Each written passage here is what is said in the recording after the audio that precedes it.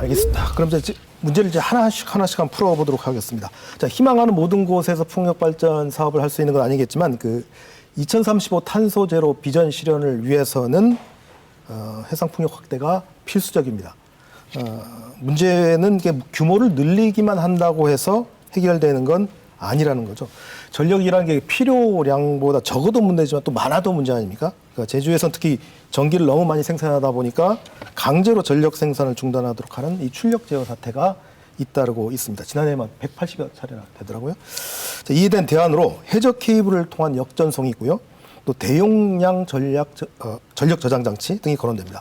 근데 제주도가 눈길을 끄는 게 이 그린 수소 생산을 핵심 대안으로 내놓고 있거든요. 아마 그 3기가와트도 그린 수소로 그 많은 전기를 끄집어 오면 우리가 그린 수소로 바꿀 수 있기 때문에 그거를 전력을 많이 생산해서 걱정이 없다. 뭐 이런 지금 주장이신데 과연 그린 수소 생산이 대안이 될 수 있는가? 어떻게 생각하십니까? 예. 저는 그 해상 풍력의 사례가 지금 우리는 이제 그린 수소에 대안은 그러니까 그 풍력의 가장 그 원천이 될 것이고요. 예, 그러려면 이제 풍력 발전의 그 전력 생산 원가가 내려가야 됩니다. 네. 지금 우리 현재 탐라해상이라든가 이제 앞으로 지어질 그 한림 해상 풍력 같은 경우에 그 원가가 킬로와트당 300원 수준입니다.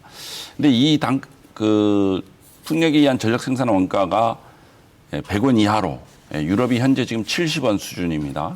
그래서 우리도 그렇게 이제 그 대량 풍력 단지들이 개발되면서 유럽이 4분의 1로 그 전력 생산 원가가 다운이 되듯이 우리나라에서도 그런 게 일어나야 된다고 보는 거죠. 그러니까 10년 걸렸다고 합니다. 유럽의 경우도. 우리도 이제 사실 그 아까 언급하신 추자 해상 풍력 단지 같은 경우도 지금부터 시작해도 10년입니다. 네. 송전선로 확보라든지 사실은 지금은 오히려 해상 풍력 단지 건설하는 것만큼 송전선로를 확보하는 기간이 그렇게 오래 걸립니다. 저는 그런 10년 넷제로 2035의 가능성을 향후에 지금 덴마크의 사례에서 우리가 풍력에 의한 전력 가격이 생산 원가가 충분히 내려가지고 또한 전기를 가지고 수소를 생산하는 효율이 또 기술이 올라가야 됩니다. 지금 발표되는 것은 기존에는 이제 60kW 수소 1kg을 생산하는데 60kWh가 들었는데 지금 30kWh면 수소 1kg을 생산할 수 있다고 하니 그런 가능성은 저는 충분히 가능하다 이렇게 보고 있습니다. 김 본부장님은 두 가지 문제를 말씀해 주셨습니다. 비용 문제하고 기술 문제. 그렇죠. 그러니까 지금은 사실 유럽에 비해서 워낙 비싸기 때문에 이 비싼 전기로 수소를 생산해봐도 치산성이 없을 거다라는 그렇죠. 걱정. 지금은 어려운 상황입니다. 기술도 그걸 우리가 더 많은 쉽게 어쨌든 적은 양으로 수소를 생산해야 그렇죠. 되는데 적은 전기 에너지로. 그러니까 비용 기술이 지금은 문제인데 앞으로 10개년 계획을 세워서 천천히 하다 보면 얼마든지 가능하다라는 이제 전망을 해주셨고요. 김정도 국장님, 어떻게 그린 수소 생산이 대안이 될 수 있을까요? 저는 어쨌든 그린 수소의 역할은 있다고 생각을 합니다. 어쨌든 지금 수소로의 전환적인 측면에서 계속적으로 강조되는 부분이 제철 분야의 환원제의 수소가 필요하다라는 것도 계속 얘기가 되고 있는 것이고, 그리고 대형 그 운송수단 같은 경우에도 기본적으로 어쨌든 연료가 전환되는 지점에서 수소가 필요하다라는 부분에 있어서는 어느 정도 공감이 있습니다. 근데 문제는 지금 이 수소를 개발하려는 가장 큰 핵심이 발전 사업으로 활용하고자 하는 부분이 큰 거거든요.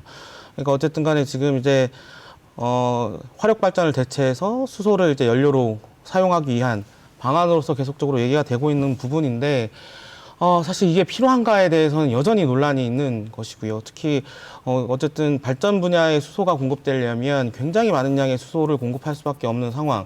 그러니까 제주도만의 어떤 수소로서 가능할지에 대해서도 여전히 이론이 있는 것이고, 특히 이제 중동 지역 같은 경우에는 자기들의 어떤 그린 수소를 생산해서 공급망에 넣으려는 지금 전략을 지금 띄고 있는 상황에서 우리가 가격 경쟁력으로 과연 그린 수소를 생산해서 이게 발전 시설에 넣을 수 있는가에 대해서도 아직 확실한 답을 내놓지 못하고 있는 상황이거든요. 그런 상황에서 이게 수소로 뭔가를 계속 집중해서 이 수소만을 어떤 목적으로 삼아서 뭔가를 계획하고 그거를 좀 이끌어가는 것이 과연 마땅하냐에 대해서는 되게 큰 고민이 좀 필요할 거라고 보여지고요. 제가 보충 설명을 하면 그 풍력에 의해서 수소를 생산하고 바로 LNG 대체하는 수소 터빈을 활용하겠다는 것은 상당히 효율적입니다. 우리가 수소를 생산해도 이동하는데 또 1.5배의 비용이 들어가고 수소 가격의 1.5배가 또 돼버리는 현실이거든요. 그런 측면에서 우리 김정두 국장님 말대로 우리가 재생에너지만 가지고 제주도 에너지의 전력 공급을 안정적으로 할 수는 없습니다.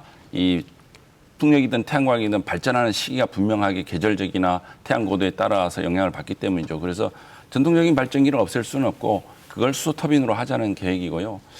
지금은 우리가 오히려 70%는 자급하고 있지만 전력을 30%는 육지에서 해저 케이블을 통해서 가져오는 상황이고 제주도 발전기들은 육지 발전기보다 약 3배의 발전 원가를 가지고 있습니다.